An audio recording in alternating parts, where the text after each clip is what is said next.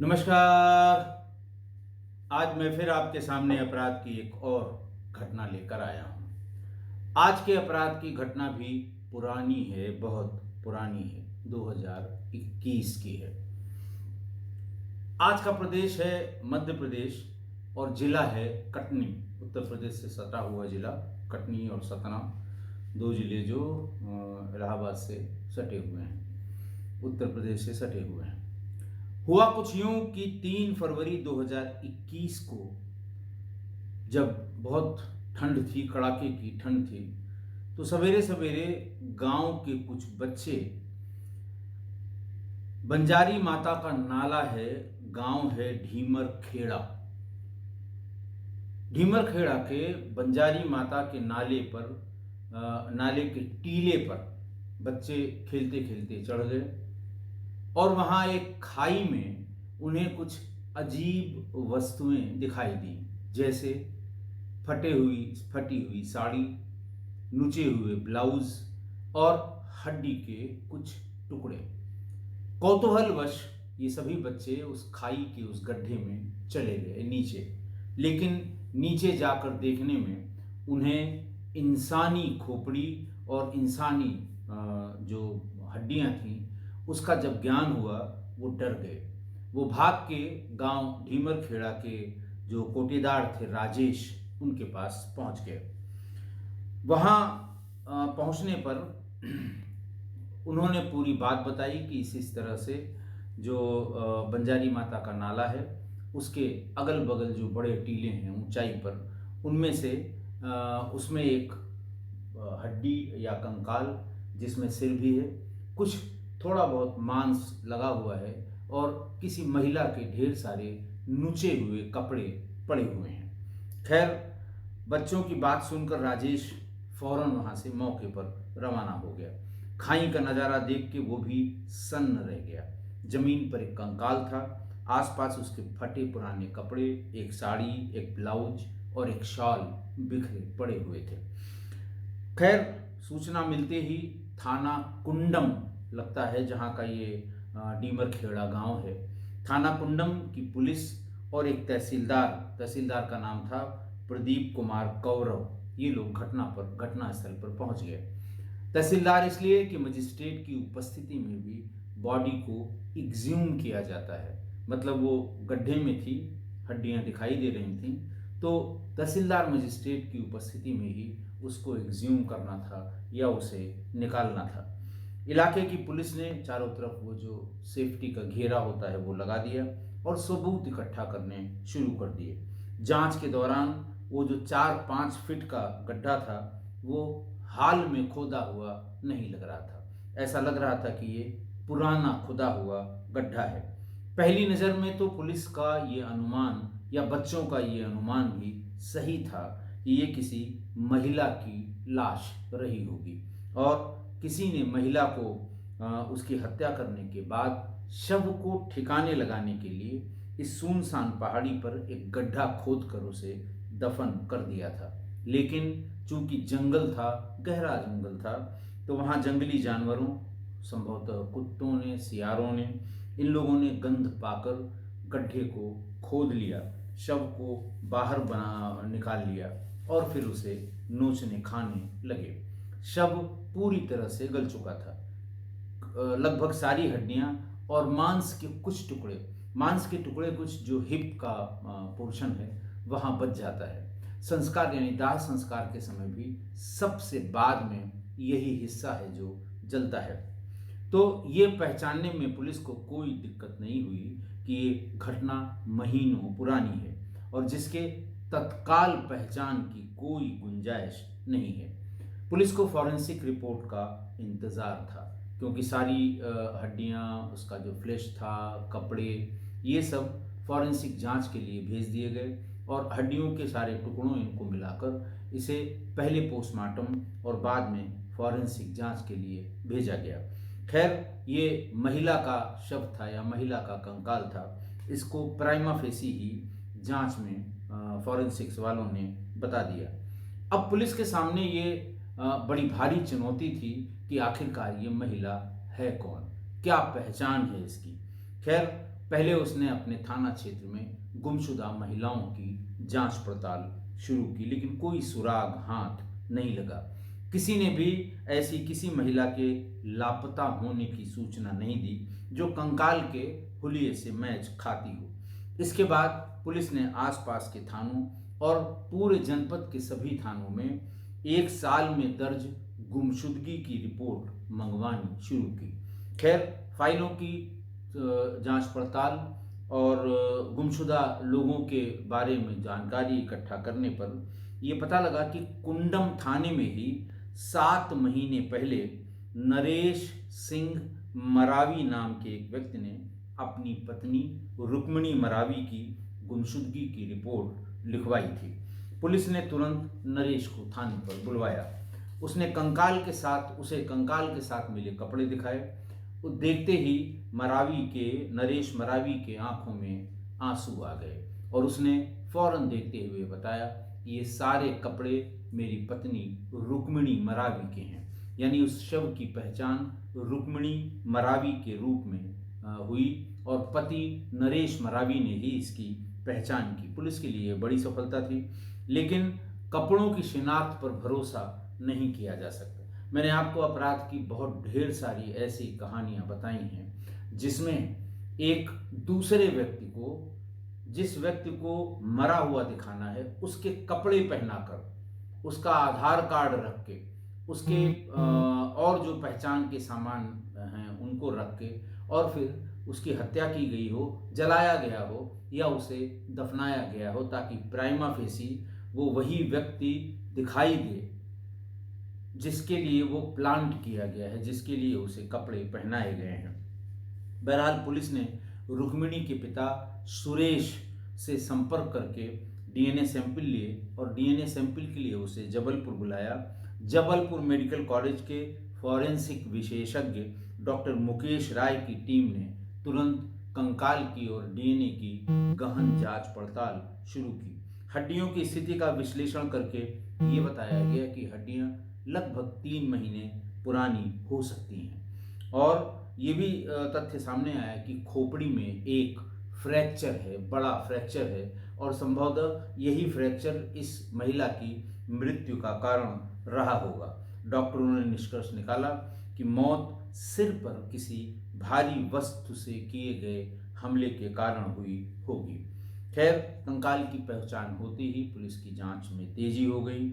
अब वही सवाल था कि कौन इसका कातिल है।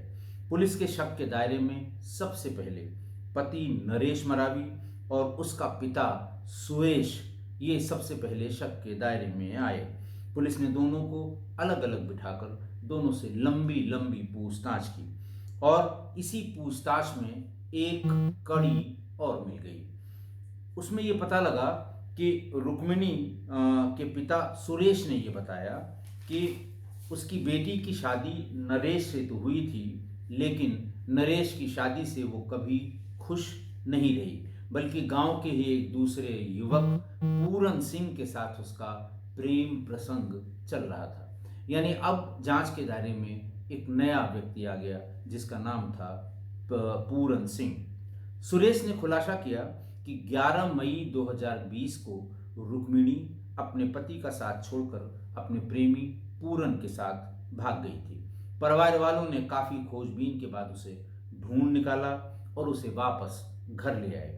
मामले को शांत करने के लिए गांव में एक पंचायत भी हुई, जहां रुक्मिणी और पूरन दोनों को समझाया गया कि अब वो एक दूसरे से दूर रहें और इसकी सख्त हिदायत भी पंचायत में ही दी गई। प्रेमी ने उस समय ये कहा था कि ये पूरन सिंह जो उसका प्रेमी था, उसको जब पुलिस पकड़ के ले आई और कड़ाई से उससे पूछताछ हुई तो उसने रुक्मिणी के साथ अपने प्रेम संबंधों की बात कबूल कर ली। उसने बताया कि हाँ, मैं रुक्मिणी से प्यार करता था और वो भी मेरे साथ ही रहना चाहती थी। वो अपनी पति को छोड़कर मेरे पास आकर रहने लगी थी। मैं पहले से शादीशुदा था और मेरी पत्नी मेरे साथ रहती थी। मैंने उसे अपने घर में रखने से मना कर दिया, उसके लिए अलग से रहने की व्यवस्था करने की बात कही, लेकिन वो जबरदस्ती मेरे साथ ही रहा करती थी। फिर जब रुक्मिणी के घर वाले उसे ढूंढ कर ले गए और पंचायत में हमको भी बुलाया गया, सारे लोग पंचायत में, बिरादरी की जो पंचायत होती है उसमें इकट्ठे हुए, और उसमें पंचायत ने रुक्मिणी को उसके पति के घर जबरदस्ती वापस कर दिया। यही प्रेमी कह रहा था कि मैंने भी उसमें पंचायत का जो आदेश था उसमें हामी भरी और रुक्मिणी को उसके पति के घर वापस भेज दिया। उसके बाद उसने ये दावा किया कि रुक्मिणी दोबारा कब कैसे लापता हुई उसे उसकी जानकारी नहीं है। अब इस थ्योरी में दो व्यक्ति संदिग्ध हो गए। शक की सुई दो लोगों पर आकर टिकी। एक पति नरेश पर।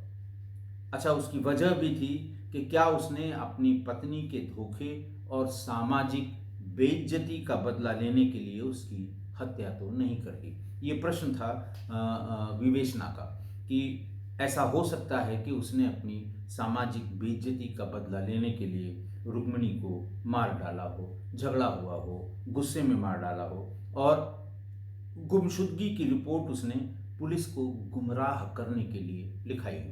एक तो इन्वेस्टिगेशन की ये थी। दूसरा व्यक्ति पूरन सिंह था, जो शक के दायरे में था कि क्या रुक्मिणी उस पर साथ रहने का दबाव बना रही थी। क्या वो अपने यानी पूरन अपने बसे बसाए घर को टूटने से बचाने के लिए रुक्मिणी से छुटकारा पाना चाहता था। क्या उसने रुक्मिणी को रास्ते से हटाने की योजना बनाई और फिर उस योजना को कार्यान्वित किया। इस तरह से यह मामला सुलझने के बजाय उलझ गया। दोनों पर शक के कारण थे, दोनों के पर शक के मकसद थे कि दोनों के पास ये मकसद था कि दोनों में से किसी एक ने उसकी हत्या की हो, लेकिन दोनों ही अपने अपने बयानों पर अड़े रहे। पुलिस बयानों को क्रॉस चेक करती रही, लेकिन बयानों में कोई ऐसा झोल नहीं दिखा जिससे पुलिस उन दोनों में से किसी एक पर शक करे। तो फिर ये सवाल उठा कि आखिरकार फिर मारा किसने। दोनों अपनी इनोसेंस बता रहे थे, दोनों के बयान वेरीफाई हो रहे थे, दोनों बता रहे थे कि मेरा इस हत्या से कोई लेना देना नहीं है। पुलिस के सामने ये यक्ष प्रश्न शुरू हुआ। पहले तो पुलिस ने माना कि इन्हीं दोनों में से कोई एक होगा, लेकिन दोनों के बयानों में और दोनों को जिसको सामना करने के लिए कोई ठोस सबूत पुलिस के पास नहीं थे कि पुलिस उनसे उसके सच का सामना कराए और फिर बात आगे बढ़े। बहरहाल इतनी लंबी पूछताछ के बाद कोई ठोस सुराग हाथ नहीं लगा। पुलिस को नरेश पर इसी बात का शक था कि शायद उसी ने, यानी ज़्यादा शक था कि शायद उसी ने सामाजिक बदनामी के डर से अपनी पत्नी की हत्या कर ली हो।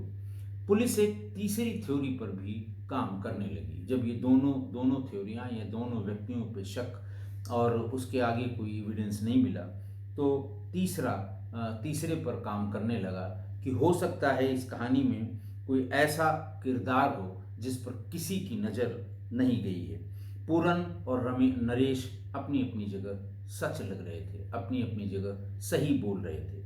पूरन यानी प्रेमी, नरेश यानी पति, और उनके पास हत्या का सीधा मकसद तो था, लेकिन कोई एविडेंस इस ओर इशारा नहीं कर रहे थे।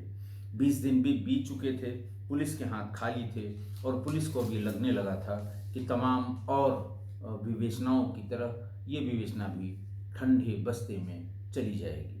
लेकिन तभी पुलिस ने गांव वालों से नए सिरे से बात करने की बात जारी की कि बिल्कुल शून्य से शुरू करेंगे, आखिर पता तो लगेगा ही। खैर, इसी दौरान जब गांव वालों से अलग अलग नए सिरे से पूछताछ की जाने लगी, तो गांव के एक व्यक्ति जनार्दन ने एक ऐसी जानकारी दी जो इस केस का टर्निंग पॉइंट था। उसने ये बताया कि रुक्मिणी के पूरन के साथ भागने की घटना के बाद गांव में एक पंचायत बैठी थी। जनार्दन ने उस पंचायत के बारे में बहुत बारीक से बातें बताई। उसने ये बताया कि पंचायत में रुक्मिणी ने सबके सामने चिल्ला चिल्ला कर कहा था कि वो अपने पति के साथ नहीं बल्कि अपने प्रेमी पूरन के साथ ही रहेगी। वो किसी कीमत पर अपने पति के साथ नहीं रहेगी। जनार्दन ने यह भी बताया कि पंचायत में गांव के लगभग सभी सीनियर लोग यानी बड़े बुजुर्ग वो बैठे हुए थे और साथ ही साथ एक महिला और भी मौजूद थी जो चुपचाप बिना एक भी शब्द बोले सब कुछ देख रही थी। वो थी पूरन की पत्नी सम्मो बाई। जैसे ही जनार्दन ने ये बात बताई और फिर पुलिस ने उसको वेरीफाई किया, जो लोग भी उस समय पंचायत में मौजूद थे, बड़े बुजुर्ग जो सम्मानित लोग थे जिनसे वो पंचायत बनती है, सभी ने बताया कि हाँ, सम्मो बाई भी आई थी। और ये भी बताया कि पूरी पंचायत के दरमियान सम्मो बाई ने एक भी शब्द नहीं कहा, वो सिर्फ सुनती रही। अब ये एक नया किरदार सम्मो बाई के रूप में पुलिस की विवेचना में आ गया था। पुलिस ने और जानकारी जुटाई तो ये पता लगा कि रुक्मिणी के उसके पति के घर पर रहने से वो बेहद नाराज थी, बहुत नाराज थी। अब पुलिस के शक की सुई पूरी तरह से सम्मो बाई पर टिक गई। जब ये पता लगा कि ये बहुत नाराज थी, वहाँ पूरन के घर पर आसपास लोगों ने बताया कि जब वो आकर रहने लगी तो वो रोज अपने पति से, सम्मो बाई अपने पति से झगड़ा करती थी और रुक्मिणी से भी बहुत झगड़ा करती थी। बार बार यही कहती है, तुम घर से मेरे निकल जाओ, तुम मेरी सौतन हो और तुम इस घर में नहीं रह सकती।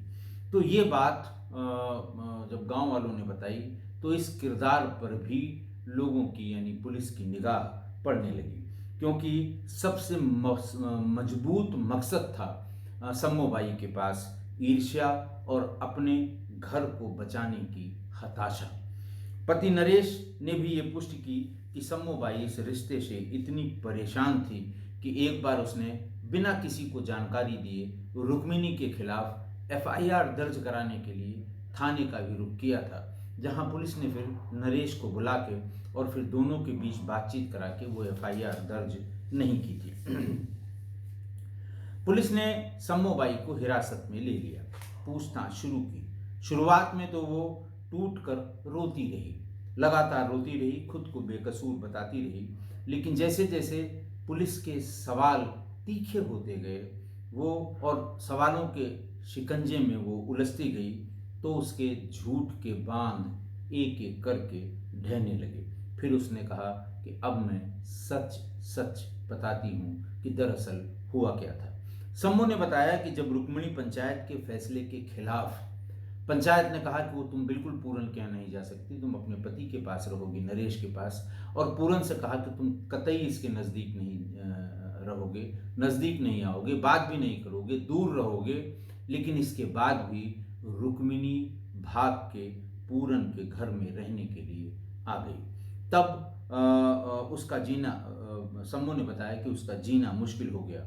उसका पति यानी पूरन दिन रात उसी के साथ यानी रुक्मिणी के साथ ही रहता था। वो रात में भी मेरे पति के साथ सोती थी। एक रात मैंने उन दोनों को देखा तो मुझे बर्दाश्त नहीं हुआ और तभी मैंने ये सोच लिया कि अब या तो ये रहेगी या मैं रहूँगी। उसने आगे बताया कि एक दिन मेरा पति किसी काम से बाहर गया हुआ था, घर में मैं और रुक्मिणी अकेले थे। हमारा फिर झगड़ा हुआ और फिर मैंने एक लोहे की रॉड जो घर में थी रखी हुई थी उससे उसके सिर पर बहुत ही तगड़ा प्रहार किया, क्योंकि उसने मुझसे लड़ाई झगड़े के दरमियान ये कहा कि पूरन सिर्फ मेरा है, तुम इस घर में नौकरानी की हैसियत से हो। ये सुनते ही उसने सिर पर प्रहार किया और फिर वो औंधे मुंह गिरने के बाद थोड़ी देर में ही वो मर गई। जब वो मर गई तो सम्मो बुरी तरह घबरा गई। उसकी समझ में नहीं आ रहा था कि अब इस लाश का क्या करें, क्योंकि जैसे ही उसका पति आता और उसे मरा हुआ देखता तो संभवतः वो सम्मो को भी मार डालता। उसने फौरन अपने भाई शिव कुमार को बुलाया और उसने अपने भाई को पूरी बात बताई और लाश को ठिकाने लगाने में मदद करने की गुहार की। भाई ने अपनी बहन को बचाने के लिए उसका साथ दिया। उसी रात दोनों भाई बहन ने मिलकर रुक्मिणी की लाश को एक बोरे में बंद किया और अंधेरे का फायदा उठाकर वो शव को घर से करीब 1 किलोमीटर की दूरी बंजारी माता नाला के पास जंगल में ले गए। वहाँ पहले से मौजूद एक नेचुरल खाई जिसे कहते हैं, उसी में 3-4 फीट का गहरा गड्ढा खोदा और रुक्मिणी के शव को उसी में दफना दिया। लौटते समय सम्मो ने खून से सने अपने कपड़े और हत्या में इस्तेमाल की गई वो कुल्हाड़ी का भेंट और कुल्हाड़ी दोनों पास के खेत की एक झाड़ी में छिपा दिया। खैर, पुलिस ने भाई और सम्मो दोनों को गिरफ्तार करके और उनके खिलाफ कोर्ट में चार्जशीट दायर कर दी। खैर, उसके बाद ये हुआ होगा कि 1 महीने बाद जंगली जानवर ने जब सड़ांध उनके नाक में गई होगी तो उन्होंने खोद कर शव को बाहर निकाला और उसे खा लिया, और इसकी वजह से वो कंकाल सतह पर आ गया। फिर बच्चों ने उसे देखा और आगे की बात मैंने बताई थी। पुलिस ने सम्मोबाई को हत्या करने और उसके भाई शिव कुमार को सबूत मिटाने और शव को ठिकाने लगाने में मदद करने के आरोप में कटनी कोर्ट में चालान करके भेजा और ट्रायल शुरू हुआ। सम्मो के खिलाफ बहुत पुख्ता सबूत थे, हत्या का हथियार, खून सने कपड़े, कबूलनामा और बाकी सारे पारिस्थितिक जन्य साक्ष्य। हालांकि शिव कुमार के खिलाफ सीधे तौर पर कोई सबूत पुलिस कोर्ट में पेश नहीं कर पाई, इसीलिए 13 जनवरी 2025 को कटनी जिला कोर्ट ने अपना ऐतिहासिक फैसला सुनाया। अदालत ने शिव कुमार को संदेह का लाभ देकर बरी कर दिया और रुक्मिणी को नृशंस हत्या और सबूत मिटाने के अपराध में आजीवन कारावास की सजा सुनाई। अपने इस फैसले के खिलाफ, यानी अपने इस आजीवन कारावास के फैसले के खिलाफ वो हाई कोर्ट गई है, लेकिन हाई कोर्ट से अभी तक कोई फैसला नहीं हुआ है। आज की घटना देखिए, आज की घटना शुद्ध रूप से एक शब्द इस्तेमाल किया जाता है, सौतिया डाह, यानी सौतन के बीच में हुई ईर्ष्या। यानी जब, और सौतन कौन, जब एक पति के एक से अधिक पत्नियां होती हैं तो सभी पत्नियां आपस में सौतन होती हैं और उनसे आपस में ईर्ष्या, जलन और कटुता हमेशा बनी रहती है। ये कोई नई बात नहीं है, पुराने समय के तमाम कथानक और कहानियों में इसके उदाहरण भरे पड़े हैं। दो सौतों के बीच पारस्परिक द्वेष या जलन को ही सौतिया डाह कहते हैं। इसे डाह, जलन या ईर्ष्या कहते हैं। सौतिया डाह या सौतिया जलन के नाम से भी इसे जाना जाता है। हिंदू पुराणों में सौतनों के जलन की बहुत ही प्रसिद्ध कथाएं हैं। सबसे बड़ी कथा या सबसे बड़ा उदाहरण है रामचरितमानस में। कैकेयी ने दशरथ के पुत्र राम के राज्याभिषेक के जलन पर कौशल्या, जो उसकी पहली रानी थी दशरथ की, उनके पुत्र को वनवास भेज दिया। 2 वचन पुराने थे, उनसे कहा कि आपने ये वचन दिए थे, ये पूरा करें। लेकिन वो जो सौतिया डाह था कौशल्या के प्रति उसका, कि बेटा तो मेरा भी है लेकिन इनके बेटे का राज्याभिषेक कैसे होगा, और उसी वरदान में उन्होंने राम के लिए वनवास मांग लिया और उसे वन में भिजवा दिया। सौतिया डाह का इससे परफेक्ट कोई उदाहरण नहीं हो सकता। द्रौपदी की सौतियाँ यानी पांडवों की अन्य पत्नियां, उनमें भी जलन के तमाम किस्से आपको मिल जाएंगे उसमें, महाभारत में। और समय समय पर, जैसे सवैया में लिखा गया है, रसखान का सवैया गोपियों के सौतिया डाह को दिखाता है। गोपियाँ यानी जो श्री कृष्ण की सखियाँ थीं, वो सब आपस में जलन रखती थीं और सारी मिलके बांसुरी से जलन रखती थीं कि कान भये सब बांसुरी के, कान भये अब बस बांसुरी के, अब हमें कौन प्यार करेगा। इस तरह की बातें उन्होंने लिखी हैं। मैथिली शरण गुप्त ने इसमें लिखा है कि दाह से भरा सौतिया डाह, दाह से भरा सौतिया डाह, बहाता है बस विष प्रवाह। और भी तमाम इसके उदाहरण हैं। और सबसे इसका जो सबसे मशहूर और सबसे प्रासंगिक उदाहरण है वो कबीरदास ने लिखा है कि चलती चक्की देखकर दिया कबीरा रोए, और 2 पाटन के बीच में साबित बचा न कोई। 2 पाटन यानी 2 सौतन के झगड़े के संदर्भ में कबीरदास जी ने ये लिखा था। और वही है कि वो जो सौत या डाह यानी दो पत्नियों के बीच के झगड़े से फिर वही साबित बचा न कोय। तो और इस पर एक कबीरदास जी ने और आगे लिखा है कि बुरा जो देखन मैं चला, बुरा न मिलिया कोय, और जो मन देखा अपना, मुझसे बुरा न कोय। यानी सच्ची जलन अपनी कमियों से उत्पन्न होता है। सौतिया डाह भी इसी आंतरिक द्वेष से जन्म लेती है। आशा है आप हमारी इन सभी बातों से सहमत होंगे। आज के लिए इतना ही। बहुत बहुत धन्यवाद।